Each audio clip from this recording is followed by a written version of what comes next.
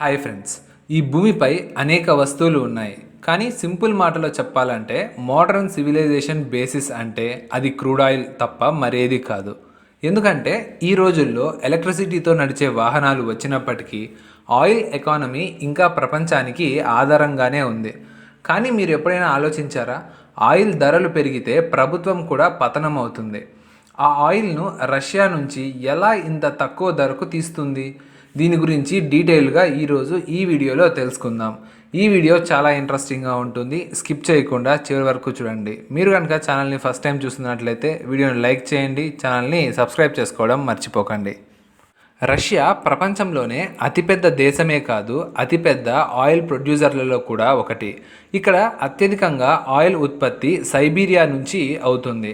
Siberia అది ఎడారిలో 8 నెలలు దట్టమైన మంచు పొరతో కప్పబడి ఉండే ఒక ప్రదేశం. అక్కడ ఉష్ణోగ్రత -డిగ్రీల సెల్సియస్ కంటే కూడా తక్కువగా ఉంటుంది. ఇలాంటి ప్రదేశంలో మనిషి జీవించడం అంత సులువు కాదు. కానీ ఇక్కడ లోతుల్లో దాగి ఉన్న నల్ల బంగారం బయటకు తీయబడుతుంది. ఇది చాలా ఆశ్చర్యకరమైన విషయమే. రష్యా ప్రపంచంలోనే పాత ఆయిల్ ఉత్పత్తిదారులలో ఒకటిగా ఉంది. ఇది ఇంజనీరింగ్ మాయాజాలం వల్ల ఈ అద్భుతాన్ని సాధించింది. నిజంగా ఇది రాజకీయాల్లో చెస్ ఆటలా ఉంది. దీనికి ఒక స్ట్రాటజీ మరియు ప్రతి ఒక్క పట్టు ప్రతి ఒక్కరి జీవితంపై ప్రభావం చూపుతుంది. అది 2 చక్రాల వాహనాన్ని ఉపయోగించే వ్యక్తి కావచ్చు, లేదా పెద్ద ఫ్యాక్టరీ నడిపించే వ్యాపారిగా అయి ఉండొచ్చు. నిజంగా ఆయిల్ కేవలం ఒక వస్తువు కాదు, ఇది టెక్నాలజీ, రాజకీయాలు మరియు శక్తి యొక్క అద్భుతమైన మిశ్రమం. కానీ ఆయిల్ని కనుగొనడం అంత సులభమైన విషయం కాదు. దాన్ని బయటకు తీయడం కూడా ఎంతో కష్టం. దీని అంచునకు మీరు ఈ మాటల నుండి అర్థం చేసుకోవచ్చు. ఆయిల్ కొనడంపై ఒక సైన్స్ డిటెక్టివ్ వంటిది. ఆయిల్ గురించి మాట్లాడితే ఆయిల్ తీయడంలో మొదట అత్యంత కష్టమైన పని ఆయిల్ ఎక్కడ ఉందో తెలుసుకోవడం. ఎందుకంటే ఈ విషయం మీకు తెలుసు, ఆయిల్ ప్రతి చోట ఉండదు. అందుకే ఎక్కడ పడితే అక్కడ డ్రిల్లింగ్ మొదలు పెట్టరు. దీనికోసం ముందుగా హైటెక్ సైన్స్ ద్వారా వెతకడం జరుగుతుంది. అందులో మరీ ముఖ్యంగా రష్యా జియాలజిస్టులు, సైంటిస్టులు, ఇంజనీర్స్ ఈ పని కోసం నిరంతరం కష్టపడుతున్నారు. ఈ పని చేయడానికి వారు సెస్మిక్ సర్వే చేస్తారు. సెస్మిక్ సర్వే అంటే భూమిపై స్పెషల్ ట్రాక్టర్లు లేదా డివైన్స్లు పెట్టడం. ఈ డివైన్స్ సౌండ్ వేవ్స్ మరియు వైబ్రేషన్స్ ఉత్పత్తి చేస్తాయి. నిజానికి ఈ వేవ్స్ భూమి కిందకు వెళ్ళి వేరువేరుగా రకాలుగా స్పందిస్తాయి.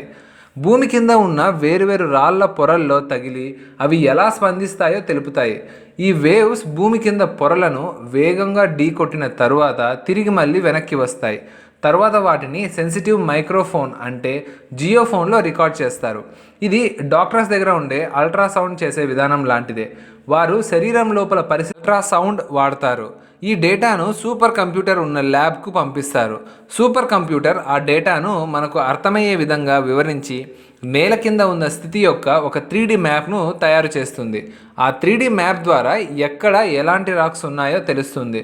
ఎందుకంటే ఈ విషయంలోనే తెలిసిపోతుంది ఏ రాక్స్లో నూనె, గ్యాస్ నిల్వలు ఉన్నాయో. కానీ అది వేరే విషయం. మొదటి రీసెర్చ్లోనే వాళ్ళు డిసైడ్ అవుతారు పలానా పొరల్లో ఆయిల్ ఉంది అని. ఆ తరువాత మళ్ళీ మరోసారి అదే ఏరియాలో రీసెర్చ్ చేస్తారు. జియాలజిస్టులు, ఇంజనీర్లు పూర్తిగా నమ్మకం పొందిన తరువాతే, అక్కడ ఆయిల్, గ్యాస్ ఉన్నాయని తేల్చిన తరువాతే డ్రిల్లింగ్ ప్లానింగ్ మొదలు పెడతారు. ఆ తరువాతే డ్రిల్లింగ్ చేస్తారు. డ్రిల్లింగ్ టెక్నాలజీ కూడా అంత సులభం కాదు. రష్యా స్పెషల్ హైగ్రేడ్ ఎలాయ్ స్టీల్తో తయారైన డ్రిల్లింగ్ రిస్క్ వాడుతుంది. దీనివల్ల చాలా చల్లని వాతావరణంలో కూడా భూమి ఉపరితలంలో ఉండి భూమి గుండెను చీల్చడం చేయగలుగుతుంది. ఈ డ్రిల్ చల్లదనంలో బలహీనపడుతుంది. అక్కడ మేము మీకు చెప్పాలనుకుంటున్నది ఏమిటంటే, డ్రిల్లింగ్ మొదలుపెట్టే ముందు భూమిపై కాంక్రీట్తో బలమైన బేస్ కూడా తయారు చేస్తారు. ఎందుకంటే డ్రిల్లింగ్ మిషన్ స్టేబుల్గా ఉండటానికి. అయితే డ్రిల్లింగ్ ప్రాసెస్ చూడటానికి చాలా సంతృప్తికరంగా, సులభంగా అనిపిస్తుంది. కానీ వాస్తవానికి ఇది చాలా ప్రమాదకరమైన, కష్టమైన పని. ఎందుకంటే అది ఒక పెద్ద డ్రిల్ బిట్. అది టంగ్స్టన్ మరియు వజ్రంతో తయారు చేయబడుతుంది. వేగంగా తిరిగి లోతుల్లోకి వెళ్ళిపోతుంది. రష్యా గురించి చెప్పాలంటే వారు హారిజంటల్ డ్రిల్లింగ్లో పూర్తిగా నైపుణ్యం సాధించారు. అర్థం చేసుకోండి, ఒకసారి డ్రిల్లింగ్ చేసిన తర్వాత రష్యా పెద్ద ఏరియా నుంచి నూనె తీయగలుగుతుంది. దీనివల్ల ఈ ప్రక్రియ చాలా ఎక్కువగా సమర్థవంతంగా మారుతుంది. కానీ దీనికి కేవలం ప్రదేశాన్ని ఫైనల్ చేయడం మరియు డ్రిల్లింగ్ చేయడం మాత్రమే కష్టం కాదు. సైబీరియాలో ఉండే సవాళ్ళ గురించి మీకు తెలిసే ఉంటుంది. ఇక్కడ ఆత్మను సైతం గడ్డకట్టించే చలి ఉంటుంది. దీనివల్ల రష్యా ఆయిల్ ఎక్స్ట్రాక్షన్ ప్రపంచంలోనే అత్యంత కష్టతరమైన పనిగా చూపుతుంది. సైబీరియాలో వాతావరణం గురించి మీకు తెలిసే ఉంటుంది. ఇక్కడ ఉష్ణోగ్రత ఎంతో తక్కువగా ఉంటుంది కాబట్టి మీ ఆర్మ్ షీల్డ్ కూడా గాజులా విరిగిపోతుంది. నిజానికి పెద్ద పెద్ద యంత్రాలు కూడా పనిచేయడం ఆపేస్తాయి. డీజిల్ కూడా ఇక్కడ గడ్డ కట్టవచ్చు. కానీ రష్యా ఈ సమస్యను పూర్తిగా ఎదుర్కొనేందుకు సిద్ధంగా ఉంది. ఎందుకంటే ఈ సమస్యను ఎదుర్కొనేందుకు రష్యన్ ఇంజనీర్లు చాలా అద్భుతమైన టెక్నాలజీ తయారు చేశారు. అసలు ఇక్కడ ఉపయోగించే అన్ని పరికరాలు పైప్లైన్లు ప్రత్యేక ఇన్సులేషన్తో కప్పుతారు. అదేవిధంగా కొన్ని చోట్ల పైప్లైన్ హీటింగ్ ఎలిమెంట్లు ఉన్న తీగలు కూడా నడుస్తాయి. ఈ తీగలు ఆయిల్ను గడ్డ కట్టకుండా ఉండేలా చేస్తాయి. ఇక్కడ పనిచేసే వాళ్ళపై కూడా ప్రత్యేక శ్రద్ధ చూపిస్తారు. ఎందుకంటే వారు లేకపోతే ఆయిల్ ఎప్పుడూ తీసుకోలేం. ఇక్కడ పనిచేసే వర్కర్లు ప్రత్యేక థర్మల్ దుస్తులు ధరిస్తారు. వారు ఉండేందుకు హైటెక్ ఇన్సులేటెడ్ క్యాంపులు ఏర్పాటు చేస్తారు. దాంతో వారికి ఎలాంటి ఇబ్బంది లేకుండా ఉంటుంది. అదేవిధంగా ఇక్కడ ఒక పెద్ద సమస్య ఏంటంటే ఫార్మా ఫోస్ట్ అంటే భూమిపై ఎప్పుడూ ఉండే మంచు. అక్కడ ఆయిల్ తీయడం జరిగితే అది చాలా వేడెక్కుతుంది. ఆ వేడి ఫార్మా ఫ్రోస్ట్ వరకు చేరితే అది కరిగిపోతుంది. అందువల్ల భూమి కూలిపోవచ్చు. దీనివల్ల యంత్రాంగాలు మరియు పర్యావరణానికి బాగా నష్టం ఎదురవుతుంది. దీన్ని నివారించేందుకు రష్యన్ ఇంజనీర్లు చాలా అద్భుతమైన టెక్నాలజీని ఉపయోగిస్తారు. ఉదాహరణకు బావుల చుట్టూ వ్యాక్యూమ్ ఇన్సులేటెడ్ ట్యూబ్స్ లేదా స్పెషల్ కూలింగ్ సిస్టమ్ వాడతారు. దాంతో ఆయిల్ వేడి భూమికి చేరకుండా ఉండి ఫార్మాఫ్రోస్ట్ కరిగిపోకుండా చేస్తుంది. ఆయిల్ తీసుకోవడం ఎంత కష్టమో మీరు చూశారుగా. అయినా ఆయిల్ కూడా రష్యాకు చాలా సమస్యలు ఎదురవుతున్నాయి. అసలు అమెరికా ఇతర యూరోపియన్ దేశాలపై నిరంతరం ఆంక్షలు విధిస్తూ ఉంటాయి. రష్యాపై ఈ ఆంక్షలను పాత సంబంధం ఉంది. అది రష్యా యుక్రెయిన్ యుద్ధం తర్వాత ఈ ఆంక్షలు మరింతగా పెరిగాయి. ముందుగా రష్యా ఎక్కువగా ఆయిల్ యూరోప్లోనే ఎగుమతి చేసేది. కానీ యుద్ధం తర్వాత ఈ ఆంక్షలు పెరగడంతో రష్యా తన ఆయిల్ వెండింగ్ కోసం ఒక కొత్త మార్కెట్ల కోసం వెతకడం మొదలుపెట్టింది. అదే సందర్భంలో భారత్ ముందుకు వచ్చింది. భారత్ రష్యా ఆయిల్కి పెద్ద కొనుగోలుదారుడుగా మారింది. రష్యా భారత్కు చాలా మంచి డిస్కౌంట్లతో క్రూడ్ ఆయిల్ అందించడం మొదలుపెట్టింది.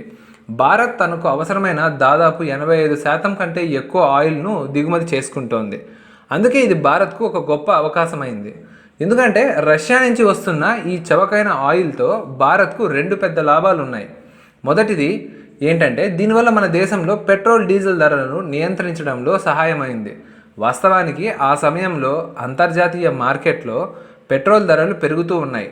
అప్పుడే రష్యా నుంచి వచ్చే సరసమైన చమురు వల్ల భారతదేశం జోబుకి భారంగా మారలేదు. భారతదేశం పెట్రోల్ డీజిల్ ధరలను కంట్రోల్ చేయడంలో ఈ చమురు సహాయం చేసింది. ఈ చమురు సాధారణ ప్రజల జేబుపై భారాన్ని చాలా తగ్గించింది. అలాగే ద్రవ్యోల్బణాన్ని కూడా ఆపడంలో సహాయపడింది. రెండవ లాభం రాజకీయ స్థాయిలో వచ్చింది. రష్యా నుంచి చమురు కొనుగోలు చేయడం ద్వారా భారతదేశం ప్రపంచానికి ఒక సందేశం ఇచ్చింది. మన విదేశీ విధానాలు మన దేశ అభివృద్ధి అంటే నేషనల్ ఇంట్రెస్ట్ని బట్టి నిర్ణయిస్తాం. ఇందులో ఎవరు మమ్మల్ని ఒత్తిడి చేయలేరని భారత్ చెప్పింది. ఎందుకంటే ఒకవైపు అక్కడ మనం అమెరికా యూరోప్లతో మన సంబంధాలు బలపరుస్తూ ఉన్నాం. అదే సమయంలో రష్యాతో మన పాత స్నేహాన్ని కూడా కొనసాగిస్తున్నాం. నిజానికి ఇది ఒక పరిపూర్ణమైన సమతుల్యత. అందులో చవకైన ఆయిల్ ఒక ముఖ్యమైన అంశంగా మారింది. కాబట్టి మన దేశం నేరం నుంచి బయటపడింది. ఆయిల్ మాత్రమే కాదు, రష్యా నుంచి వచ్చే ఆ ఆయిల్ని కూడా ఎలా ఆర్థిక వ్యవస్థ మరియు విదేశీ విధానంతో సంబంధం కలిగి ఉందో మీరు చూశారుగా. వీడియో మీకు నచ్చినట్లయితే లైక్ చేయండి, షేర్ చేయండి. మరిన్ని ఇన్ఫర్మేటివ్ వీడియోస్ కోసం ఛానల్ని సబ్స్క్రైబ్ చేసుకోండి. Thanks for watching.